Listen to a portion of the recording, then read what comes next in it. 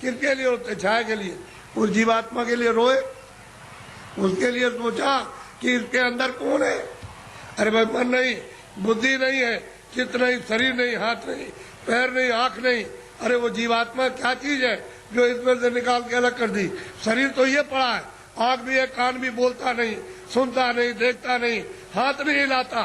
और तो मतलब ये है कि इसमें माया की छाया में पड़े हो, मेरी मेरी आय मेरी आय। ऐसे चले जाओगे आया करते, और कुछ मिलने जुलने वाला नहीं है। इसलिए महात्माओं का सत्संग जरूर सुनो। वो ये नहीं कहते पूजा करो आप करो, लेकिन उनसे प्रार्थना करो हमको सद्बुद्धि दो, सच विचार दो हमको, और हमको अच्छे कर्म का रास्ता मिले। हम चोरी चमारी इसको बंद कर दे, हम झूठ बोलना, धोखा देना, बेईमानी करना, हमारा काम, हमारा क्रोध, हमारा लोभ, हमारा मोह छूटे। और हमको कोई मिला दीजिए किसी से जो मनुष्य शरीर में आकर रास्ता बता दिया, आप बता दीजिए। देवताओं से कहो आप भी बता दो कि ये रास्ता जाने का है भगवान के पास।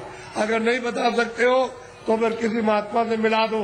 हमने इसलिए तुम्हारी पूजा की और तुमको माना कि हमारा आत्म कल्याण हो जाएगा, जन्म मरण से बच जाएंगे, 84 नरकों से बचेंगे। अगर देवता ने तो खोज करो महात्मा, मैं किसी को कुछ कहता नहीं। समझ लो अच्छी तरह से सत्य बात। उसको मछली रहती है, कछुआ रहता उसी में, जीव जंतु उसी जमुना जी में, उसी गंगा जी में रहते हैं। तो आपको ये जानना चाहिए, आप वहाँ जाते हो स्नान करने के लिए तो पाप आपका धुल जाएगा। पाप तो यहाँ जमा है, यहाँ तो पानी नहीं जाता, यहाँ अग्नि नहीं जाती है। तो ये बताओ कि तुम जब यहाँ, वो कैसे धुलेगा? वो गंगा पानी समुद्र का या तालाब का या कुएं का वो धो नहीं सकता, तो यहाँ जमा है इस जगह पर। अब ऐसा गंगा स्नान, वो गंगा, उसमें स्नान करने वाले महात्मा मिल जाए और आपको दिव्य गंगा में, दिव्य जल में स्नान करा दे जीवात्मा, तब ये निर्मल हो जाए, पवित्र हो जाए, स्वच्छ हो जाए, तो ये जाग जाए, आंख खुल जाए। अब इसमें नहाते हो, फिर चोरी क्यों करते हो? इसलिए करते हो कि जमुना में हम नहा लेंगे तो हमारी फिर चोरी माफ हो जाएगी। चोरी वोरी माफ नहीं होती, वो तो यहाँ जमा, यहाँ पानी नहीं जा सकता। ये तो शरीर के नाके पर, जीवात्मा शरीर में नहीं है। जीवात्मा शरीर के बाहर, ये यहाँ नहीं है, नाक में नहीं और मुंह में नहीं है, हाथ और पैरों में नहीं, ये दोनों आंखों के ऊपर बैठी हुई है। बस ऊपर में गंदगी उस पर डाल दी, इसलिए रुकी पड़ी हुई है। गंदगी हटा लो, बाहर निकल जाए, छोड़ दे भगवान को, जीते जी छोड़ दे। इसलिए आप लोग थोड़ा सा अपना कभी कभी समय, जब ये सुना करो कि यहाँ बहुत भीड़ लग रही है और बहुत लोग आ रहे हैं, तो जरा से चले आए और सुन लिया और देखो आकर के कि मैं कैसी पूजा आपको देवताओं की, और फिर उन देवताओं को देखो कैसे आप देखते हो उनको अपनी आंखों से, तब तुम्हारी समझ में आएगा। ऐसे क्या समझ में आ जाएगा? अंधेरे में रहोगे तो अंधेरे में जन्म हुआ, अंधेरे में पालन पोषण हो रहा, अभी फड़फड़ा के अंधेरे में मर जाओगे। अभी देखते देखते अब तो बूढ़े हो गए, तो अब क्या दिन का साथ है इस शरीर का? अरे किसी दिन भी तुम रात रात में सोते हुए चल पड़ोगे, ले जाएगा आपको। अब कहाँ ले जाएगा उसका आपको पता ही नहीं है। इसलिए किसी का साथ करो, किसी जानकार का साथ कर लो, बस साथ करना का रास्ता बता देगा कि चलो इस रास्ते से चलो, वो बस चल दो रास्ते से, तो आपको मंजिल पर पहुंचना अपने घर में ही। तो घर आपका नहीं, ये तो परदेश है।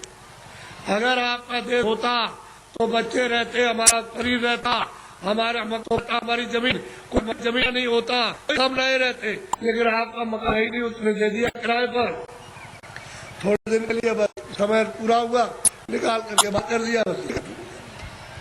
ये आपका कोई सामान परदेश है, तभी तो दूसरे के देश में निकाले जाओगे। अपने देश में पहुंच चलो और आराम से रहना। कोई जन्मता मरता नहीं है, न वहाँ कोई हिंदू, न कोई मुसलमान, न दफ्तर है, न खेती है, न दुकान, न कोई बीमारी, न हाल न बच्चे, वहाँ आनंद ही आनंद है। अपने घर में, अपने देश में चलो। ये तो परदेश है। परदेश में आकर के कितने जुग और कितने जल बीत गए ठोकर खाते, अभी तक किनारे पर नहीं आए और मनुष्य शरीर पाया और फिर उधर ही लौटे जा रहे हो, नीचे चले जा रहे हो 84 में नरकों में। अरे भाई मनुष्य में आए, ऊपर चलो अपने घर की तरफ। बड़ा सीधा साधा, तो लड़ो झगड़ो मत, प्रेम से रहो। गांव गांव की लड़ाइयाँ बंद करो, उनसे आपको कुछ नहीं मिला। जब गांव में लड़ाई हुई तो घर घर में बैर होने लगा, अब घर घर में लड़ाई होने लगी और घर घर की लड़ाई अब अपने मन से लड़ रहे हो और सारा जीवन आपने अशांतमय अपना कर दिया, न सोने में शांति, न कहीं जाने में, न कहीं बैठने में, न किसी से बोलने में और न किसी देवता के पास में। ऐसा तुमने मकान में ऐसा कुचड़ा बड़ा, बिल्कुल अशांति की ज्वाला जलने लगी। तो लड़ाई झगड़ा बंद करो, मारपीट बंद कर दो, आपस में घर में प्रेम से रहो, सब लोग भाई बंद, बच्चे बच्चे सब प्रेम से, अगल बगल में प्रेम से रहो। फिर गांव में सबसे प्रेम हो जाए, एक दूसरे के काम आओ, एक दूसरे की सेवा करो और एक दूसरे का मान मर्यादा ये सब कुछ रखो। तभी अगर मनुष्य का तुम क्षणिक सुख लेना चाहते हो, शांति और आनंद का, तो आपको मिलेगा, लेकिन ये क्षणिक है। जब तक जीवात्मा मनुष्य मंदिर में जगाओगे नहीं और दिव्य नेत्र नहीं खोलोगे, तब तक तुमको आत्म और परमात्म शांति नहीं मिल सकती। ये कुछ नहीं, ये तो इंद्रियों की क्षण, यानी ठंडक आ रही है, उससे मन इंद्रियों के दरवाजों पर बैठ करके वो क्षणिक रस लेता है कि और मिल जाएगा, और मिल जाएगा, धन में और मिलेगा, बच्चे में और मिल जाएगा, इसमें और मिलेगा, उसमें मिल जाएगा, उस काम में व्यापार में मिल जाएगा। मिलता कुछ नहीं, सिवाय तकलीफ के और कुछ आनंद नहीं मिलता। और आपने सब प्रयास इसलिए क्या, सुख मिले हमको, शांति मिले हमको, आनंद मिले, और उसमें से इतना सब कुछ करने के बाद न शांति मिली, न सुख मिला, न आनंद मिला, न ज्ञान मिला और आग जलने लगी। ऐसा जीवन आपका बड़ा ही कलुषित और बहुत ही मतलब खतरनाक, अपनी आत्मा को गड्ढा के गिराने में हो गया है और दरवाजे बैठ गए जाने वाली। इसलिए बचो, अभी बच सकते हो मनुष्य शरीर में और बाद में फिर बचने का रास्ता नहीं। इसलिए इसको सोचो कि मैं कहाँ से आया हूँ, मैं किस लिए मनुष्य शरीर में आया, फिर मैं अगर जाऊंगा तो कहाँ जाऊंगा। ये तीनों प्रश्न तुम किसी से करने लगो और जो इसका जानकार होगा कि तुम वहां से आए हो, इसलिए आए हो और तुम कहाँ जा रहे हो, ये तीनों चीजें आपकी बता देगा। तब आपकी समस्या का, बुद्धि का असल में सच्चा विवेक तब आएगा और तब समझोगे आप। वो बताएगा देखो ये कुछ नहीं है, ये कुछ नहीं है, तुम कहाँ से आए बताएगा, वहाँ सब कुछ है, यहाँ से वहाँ चलो, वहाँ सब धन है, सब सुख है, सब आनंद है, सब शक्ति है, सब ज्ञान है और सब सुंदरता है, अमृत वहाँ भरा हुआ, सागर भरा, सब बताएगा आपको। लेकिन जब नहीं मिलेगा कोई तो जीवन चला जाएगा बेकार, व्यर्थ खो दिया आपने। ये जवानी और सुमन शरीर, जवानी भी गई, बचपन तो कुछ कर नहीं सकता है, बाल अवस्था तो कुछ नहीं करती, किशोर भी नहीं, जवानी में आए और बुढ़ापा भी कुछ नहीं कर सकता। तो जवानी में मस्ती में बेकार में उलझन में आपने खत्म कर दी। अब आगे चलने के देने तो फिर तुम्हारे बच्चे ही जवाब देने लगे, अरे उधर बैठ जा, तूने जवानी में बहुत कुछ किया। तो आपको हो जाएगी तकलीफ, कहते हो मेरा बच्चा और मुझसे इस तरह से कह रहा। अब वो जवानी का उत्तर जो चढ़ा है तुम पर बुढ़ापा आके अलग कर देगा, चुपचाप बैठे रहो। घर में जो बहुएं आएगी तुमको रोटी समय से दी और नहीं दी तो शाम को देगी, कभी शाम को नहीं तो सुबह देगी। अब तुम उड़ोगे उसमें कि हमने इतना पालन पोषण किया और ये बच्चे हमारी बात और बहुएं नहीं मानती है। एक दुख ये, एक दुख बचपन में कि रोते बिताया आपने और फिर भी दवा कुछ और मर्ज कुछ है, पीड़ा कुछ हो रही है, वो दवा पेट की और पेट में दर्द है तो सिर की दवा और बच्चा रो रहा हाय हाय करता।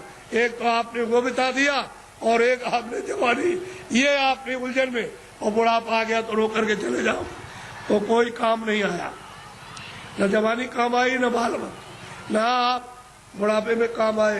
तो जीवात्मा का काम तो आपने कुछ नहीं किया, ये इंद्रियों का काम किया। और इंद्रिया क्या है, जीर्ण हो गई, पुरानी हो गई, आँख नहीं काम करती है और कान नहीं काम करते हैं, मुंह नहीं काम करता। अब रो रहे हो, चिल्ला रहे हो, तुम ऐसा मत करो, प्रेम के साथ सब लोग रहो और ये समझो हम किस लिए आए। ये यहाँ काम के लिए नहीं, तुम्हारा काम प्रभु को पाने का, कि हम अपनी जिंदगी में उस रास्ते में चल के प्रभु को पाए। असली काम तो तुम्हारा ये था और उसको छोड़ करके आप इस झगड़े में फंस गए, चलो इसको इकट्ठा किया जाए और इससे सब मिल जाएगा। क्या मिला आपको? जिनके पास वो रो रहे, जिनके पास करोड़ों, जिनके पास अरबों, वो रो रहे, चिल्ला रहे और कहते हैं कि हमको दवा हमको दे दी। अरे भाई उससे तुमको सुख मिलता, आनंद मिलता,